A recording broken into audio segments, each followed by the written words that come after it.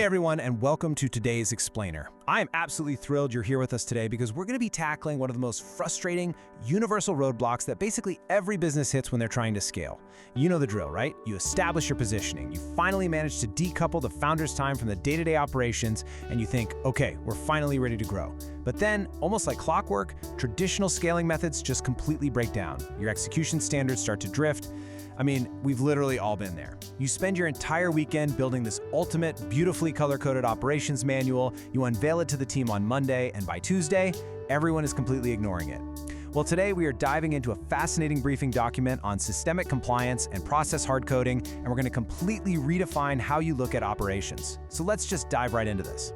So I want you to really think about this for a second. Why do your standard operating procedures, your SOPs, just keep failing? You've probably felt that intense operational pain of watching your execution standards slowly drift as your team grows. You spend weeks building the absolute perfect procedural manual, you train your team, and for a few weeks, everything's actually great. But then, mistakes creep back in, steps get skipped, quality drops. It is incredibly maddening. But as you'll see in the data we're unpacking today, this isn't actually a failure of your team's willpower or their intelligence. Actually, scratch that. It's not about them at all. It's a failure of your systems.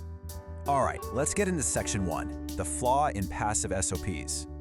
Now, the real villain of our explainer today isn't a careless employee. It's the very format of your documentation. I'm talking about passive documentation. You know exactly what I mean. Those dusty PDFs, the endless scrolling Notion pages, the recorded training videos sitting in a random drive somewhere that nobody ever watches twice. Relying on these passive formats is just structurally flawed if your goal is true enterprise scale. To put that into perspective, passive SOP documentation has a decay rate exceeding 60% within just 90 days of onboarding. No, really, think about that. You spend all these resources training a new hire with passive text manuals, and within 3 short months, more than half of that standard operating procedure has completely decayed in their daily execution.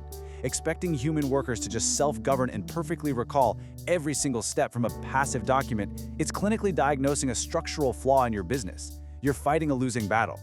Moving right along to section 2, the cognitive task switching penalty. Let's look at how this builds into an issue of human neurology, because we really need to validate that operational pain you've been feeling. We're shifting from seeing human error as a simple training issue to understanding it as a deep-rooted systems issue. To understand why passive SOPs fail, you kind of have to understand how the brain works. Human procedural memory relies on repeated motor and cognitive routines, and these routines are actually physically mapped across the brain, specifically in the striatum and the motor cortex. But here is the massive problem. When you force an employee to manually cross-reference a separate instruction manual or a static checklist while they're right in the middle of trying to perform a task, you disrupt that mapping. You inflict a continuous task switching penalty. This creates what we call cognitive friction. It's this severe mental resistance caused by constantly toggling between reading the rules and actually doing the work. We are literally overloading their neurological circuitry by forcing them to bounce back and forth like that.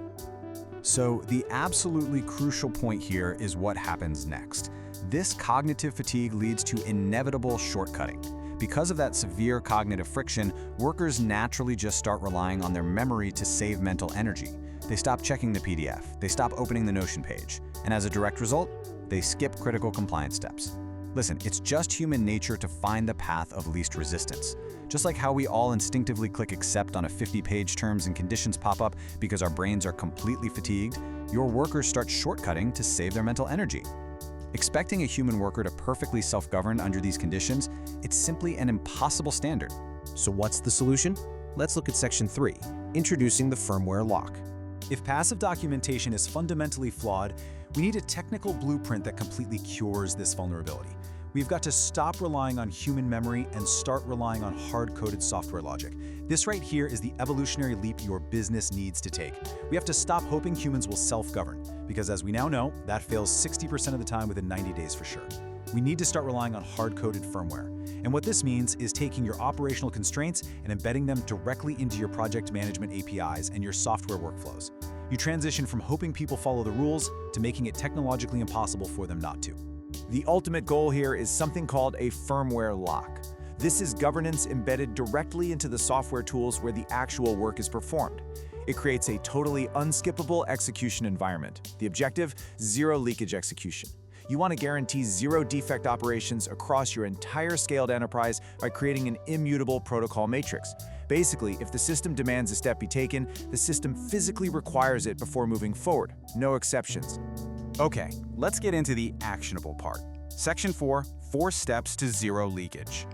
Let's transition into exactly how you build this thing. We're moving from high-level theory into a heavily engineered, actionable sequence.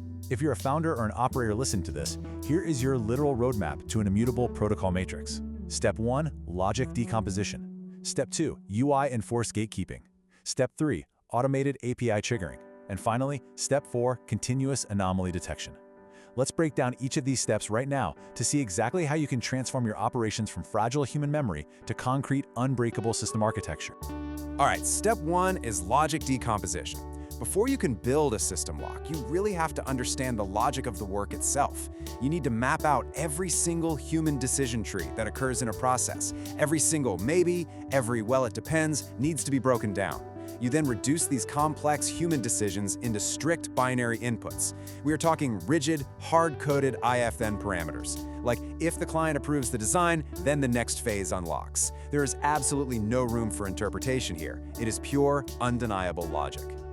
Once you have your binary logic sorted out, you move to step 2, UI-enforced gatekeeping. And honestly, this is where the magic really happens. You literally lock the software interface fields. A team member physically cannot advance a task to the next stage until verified data artifacts are attached or specific conditions are met.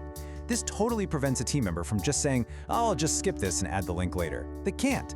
The interface acts as a ruthless gatekeeper, entirely removing the reliance on a passive instruction manual.